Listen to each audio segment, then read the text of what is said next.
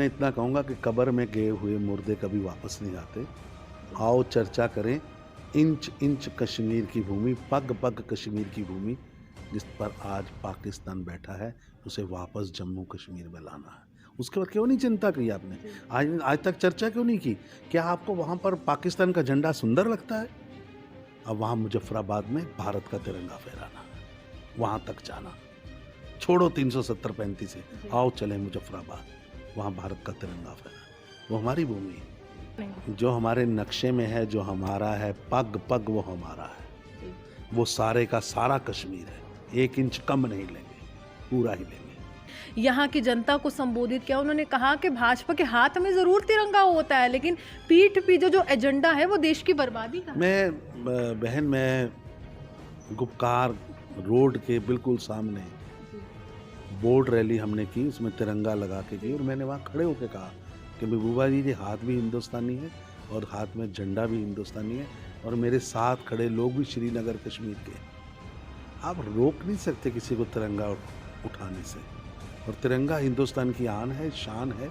लेकिन दुर्भाग्य है कि हिंदुस्तान की ऐसी नेता जो खुद भी मुख्यमंत्री रही, जिनके पिताजी भी मुख्यमंत्री रहे, वो तिरंगा ना उठाने की बात कर रहे हैं, हथियार उठाने की बात कर रहे हैं। मैं पूछना चाहता हूँ आपके चैनल के माध्यम से, फारूक अब्दुल्ला साहब, आपके बेटे ने कब पत्थर चलाए थे लाल चौक में?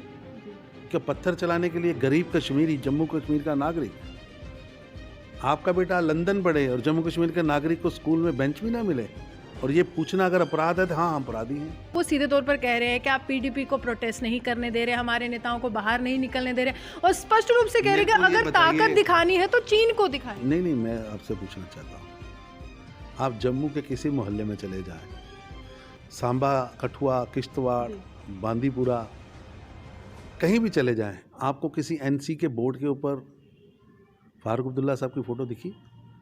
शेख अब्दुल्ला जी की दिखी? अमर अब्दुल्ला जी की दिखी? हल्का निशान और कैंडिडेट की फ़ोटो है। अरे उनके कैंडिडेट उनकी फ़ोटो नहीं लगा रहे, उनको लगता है कि ये फ़ोटो आज बिकने वाली नहीं है, ये फ़ोटो घृणा का पात्र है, हेटिंग फ़ोटोज़ हैं, उसको देखकर लोग गालियां देते हैं। आप देख लीजिए, पीडीपी के किसी उम्मीदवार ने मुफ्ती साहब की फ़ोटो लगाई है। भगवान, मैं किसी की व्यक्ति के बारे में बात नहीं करना चाहता जो आज ज़मीन पर नहीं है। भाजपा का कहना है कि 70 साल जम्मू का विकास नहीं हुआ, कारण यही है कि कश्मीरी नेताओं ने जम्मू कश्मीर को लूटा है। अब भाजपा किस तरह से यहाँ पर चुनाव में उतर रही है और किस तरह से तमाम केंद्रीय मंत्रियों की बात की जाए या फिर राष्ट्र स्तर के नेताओं की बात की जाए, सब जो है लगातार जम्मू कश्मीर के दौरे पर है, और ये दिखा रहे हैं कि केंद्र की राजनीति बिल्कुल जम्मू कश्मीर की राजनीति से जुड़ी है। मेरे साथ एक राष्ट्रीय नेता है और भाजपा का कहीं ना कहीं विश्वास पाने वाले भी नेता हैं, और एक ऐसी पोजीशन पर हैं जहां पर राष्ट्र स्तर के मुद्दे हों या फिर जम्मू कश्मीर के मुद्दे हों, लगातार गुपकार डिक्लेरेशन को घेरते आए तमाम चुनावी रैलियों में। तरुण चुग जी मेरे साथ नेशनल जनरल सेक्रेटरी हैं भाजपा के, इनसे बात करने की कोशिश करेंगे और जानने की कोशिश करेंगे कि किस तरह से अस्तित्व रह चुका है people's alliance for Gupkar declaration, क्योंकि धीरे धीरे धीरे धीरे लगातार नेताओं का नाम रोशनी स्कैम्स में भी आ रहा है, और कहीं ना कहीं निशाना भाजपा पर साधा जा रहा है कि भाजपा बदले की राजनीति कर रही है। क्या लगता है तरुण जी कि सबसे पहले आप यहाँ पर आए हैं, जो आप हमेशा कहते रहे कि धारा 370 जब थी तो विकास नहीं हुआ, लेकिन 1 साल बीत चुका है, क्या बदलाव आपने देखा है जो भाजपा के द्वारा दिया गया है? ऐसा है कि 370A और 370 व 35A के जाने के बाद जम्मू कश्मीर की लाखों बेटियों को अधिकार मिला है। जम्मू कश्मीर की बेटी ब्याह के कठुआ, सांबा से पठानकोट जाए, उसके अधिकार ख़त्म हो जाते थे। अब वो अधिकार नहीं ख़त्म होते। यहाँ के गुज्जर, बकरवाल जो भाई हैं, उनको रिजर्वेशन का अधिकार पूरे देश के अंदर था, जम्मू कश्मीर में नहीं था। अब वो अधिकार मिला है, उनको पॉलिटिकल रिजर्वेशन मिली है। यहाँ के एससी बेटे बेटियाँ सरकारी नौकरी नहीं कर सकती थी, उनको सफाई कर्मचारी के नाते ही ज़िंदगी बतानी चाहिए, ऐसा यहाँ का कानून था। आज उस कानून को तोड़ दिया है। अब वो बेटा और बेटी डॉक्टर बन सकते हैं, साइंसदान बन सकते हैं, इंजीनियर बन सकते हैं। ये एक बहुत बड़ा बदलाव है। और रही बात 370 और 35A के बदलाव की, देखिए लगभग 9 महीने से महामारी चल रही, फिर भी विकास की एक नई गाथा शुरू हुई है। और वो आगे तक जाएगी। जम्मू कश्मीर का एक एक गांव समृद्ध होगा। आप देखिए 8 महीने में भी हमने लाखों परिवारों के पास अनाज पहुंचाया है। हॉस्पिटल्स की स्थितियां बदली हैं।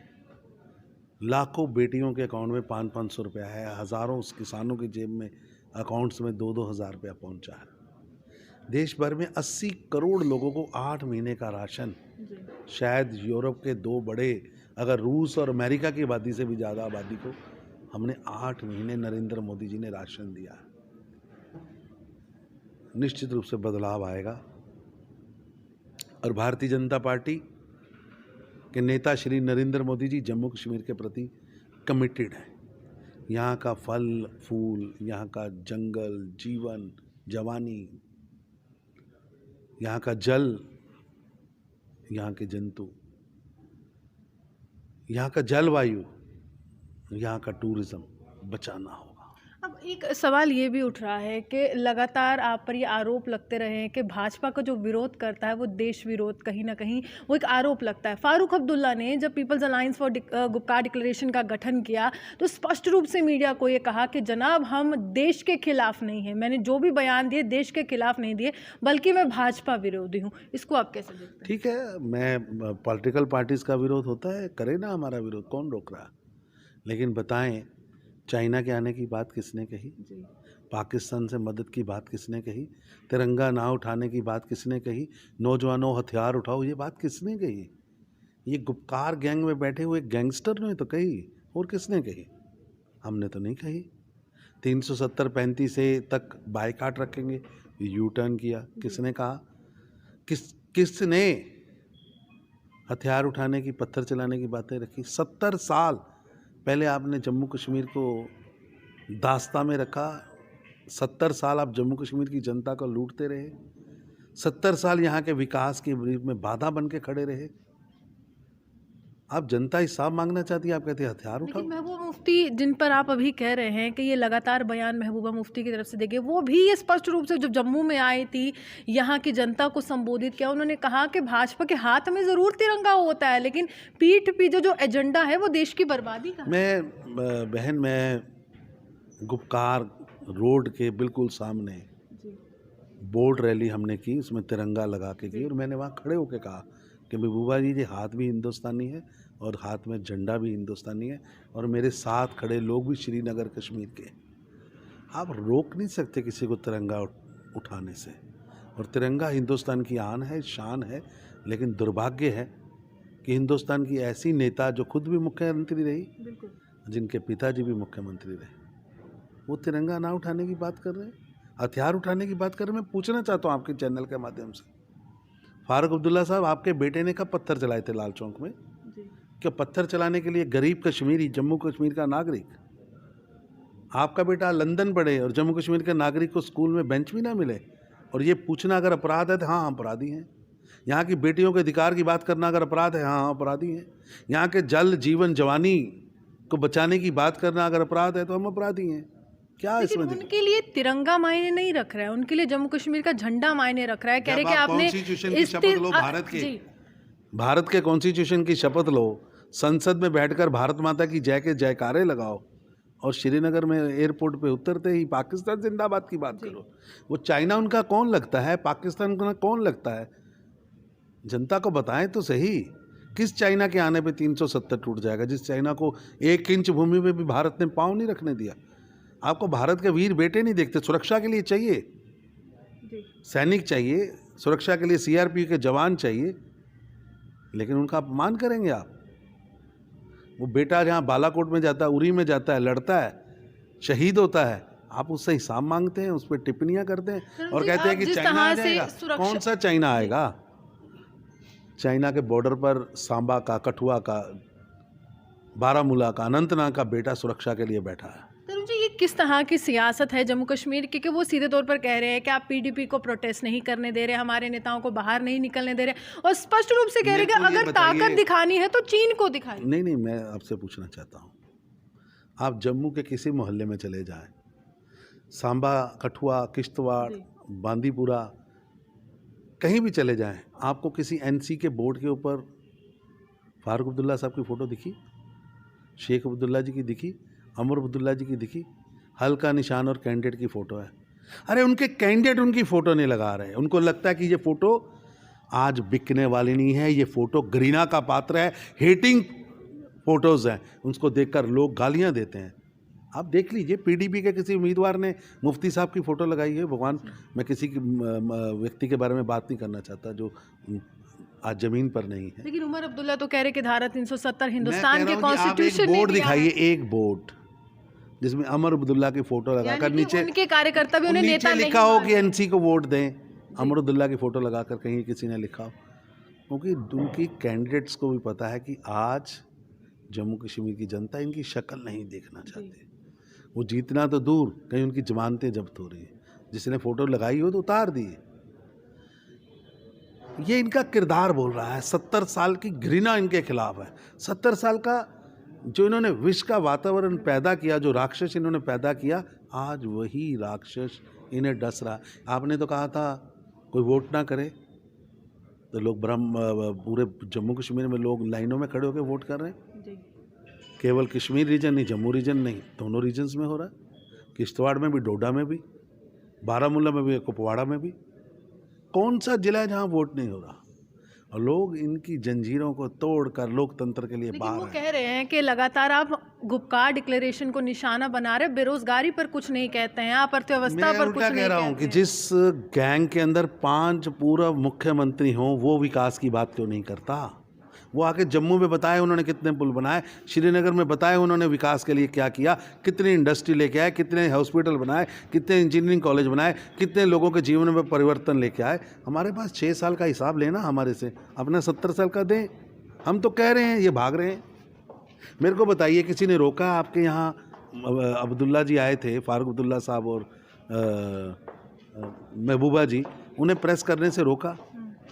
आप भी गए थे प्रेस में, वो वो बताते कहते हैं एक दिन पहले प्रोटेस्ट करने से जरूर रोका। देखिए, आप आके यहाँ प्रेस करिए ना, बताएं आपके माध्यम से आपको मेरे वरुण जी, अब आपने मुझे ही सवाल किया है, तो जब हमने सवाल करने की कोशिश की महबूबा मुफ्ती से कि लगातार इस तरह का विरोध क्यों, इस तरह से क्यों बयान दिए जाते हैं जिससे देश की जनता की कहीं ना कहीं वो ज़मीर जो है वो आहत होता है, तो जवाब नहीं मिलता है। तो आप मेरे को ये बात बता दीजिए, एक तरफ से फ्रीडम ऑफ स्पीच है, किस तरह की वो फ्रीडम ऑफ स्पीच है कि लगातार देश के विरोध में है, और जब मीडिया सवाल करती है तो वहाँ पर नो कमेंट्स होता है, वहाँ पर जवाब नहीं मिलता। ऐसा है कि आप बिल्कुल सही कह रही है, क्योंकि यहाँ राजनीति को एक इंडस्ट्री की तरह इस्तेमाल किया। अपने बेटे, मैं पूछना चाहता हूँ महबूबा जी, आपने अपनी बेटी के हाथ में AK-47 पकड़ाई? उसको क्यों नहीं यहाँ पढ़ाई कराई? उसको बाहर क्यों पढ़ाया? आपने क्यों नहीं पकड़ाई AK-47? आप कह रही हथियार उठाने पड़ेंगे, खुद तो उठा नहीं रही, खुद तो आप हथियार नहीं उठा रही। अब्दुल्ला साहब ने अपने बेटे को क्यों नहीं पढ़ाया? किश्तवाड़ में, कुपवाड़ा में, जम्मू में, श्रीनगर में, उसको क्यों लंदन भेजते हो? ये दोहरा चरित्र किस बात का है? अब जहाँ की जनता उनके दोहरे चरित्र को समझ चलिए, रही है। आखिरी सवाल करूंगी कि महिलाओं की आपने कहा कि एक सुरक्षा प्रदान की है कि अगर वो बाहरी राज्य से किसी भी व्यक्ति से शादी करती हैं तो वो पूरे अधिकार उनको मिलते हैं, जिसका पहले हनन हो रहा था। लेकिन अहम सवाल है कि पीडीपी के एक MLC लगातार जब लैंड लॉ की बात कर रहे थे, लैंड लॉ के खिलाफ जा रहे थे, उन्होंने एक बहुत ही अभद्र, अगर हम कहें, महिलाओं के लिए भाषा का प्रयोग किया। उन्होंने ये कहा कि बाहरी राज्य के व्यक्ति यहाँ आएंगे तो महिलाओं को रेप करेंगे, हम नहीं चाहते कि छोटी छोटी बच्चों के साथ ऐसा हो। लेकिन सवाल यही है कि बाहरी राज्य का अगर कोई व्यक्ति यहाँ से आता है, आप भी बाहर से आते हैं, तो परेशानी क्या? ऐसा है कि ना बाहरी ना आंतरिक, उनके मन में यहाँ की बेटियों के बारे में मानसिकता गंदी है जी, और सम्मान नहीं है। बिल्कुल। मेरे को बताइए, आज चाहे क्रिश्चियन राष्ट्र हो, चाहे मुस्लिम राष्ट्र हो, चाहे तथाकथित कोई भी राष्ट्र हो, चाहे लोकतांत्रिक राष्ट्र हो, कहीं भी जेंडर के समानता की असमानता की बात है, असमानता की बात है। बिल्कुल। ईरान में नहीं है, इराक में नहीं है, सऊदी में नहीं है, दुबई में नहीं है, गल्फ कंट्री और यहाँ आप कह रहे हो कि बेटी का अधिकार खत्म। कैसा कानून है ये? आप प्रशांत युग में भारत को लेके जाना चाहते हो? प्रशांत युग में आपने जम्मू कश्मीर को रखा था, जहाँ आज कोई बेटा और बेटी में फ़र्क नहीं है, दोनों पढ़ रहे हैं, दोनों को समान अधिकार है, नौकरी का समान अधिकार है, लड़ने का समान अधिकार है, जीवन का समान अधिकार है, अपना जीवन साथी चुनने का समान अधिकार है, और आप कहते हो कि वो 20 किलोमीटर बाद उसके अधिकार खत्म हो गए। ऐसा कौन सा यहाँ का दायरा है जिसको पार करने के बाद बेटी बेटी नहीं रहती? महबूबा मुफ्ती को बहुत विश्वास है केंद्र सरकार पर कि उन्होंने कहा कि एक दिन ऐसा आएगा केंद्र अपनी गलती मानेगा और खुद ही हाथ में परोस देगा 370 और कहेगा कि बहुत बड़ी गलती होली, वापस ले लो। मैं उन्हें इतना कहूँगा कि कब्र में गए हुए मुर्दे कभी वापस नहीं आते। आओ चर्चा करें इंच इंच कश्मीर की भूमि, पग पग कश्मीर की भूमि जिस पर आज पाकिस्तान बैठा है, उसे वापस जम्मू कश्मीर में लाना है। उसके बाद क्यों नहीं चिंता की आपने? आज तक चर्चा क्यों नहीं की? क्या आपको वहाँ पर पाकिस्तान का झंडा सुंदर लगता है? अब वहाँ मुजफ्फराबाद में भारत का तिरंगा फहराना है, वहाँ तक जाना। छोड़ो 370-35 से, आओ चलें मुजफ्फराबाद, वहाँ भारत का तिरंगा फहरा, वो हमारी भूमि है।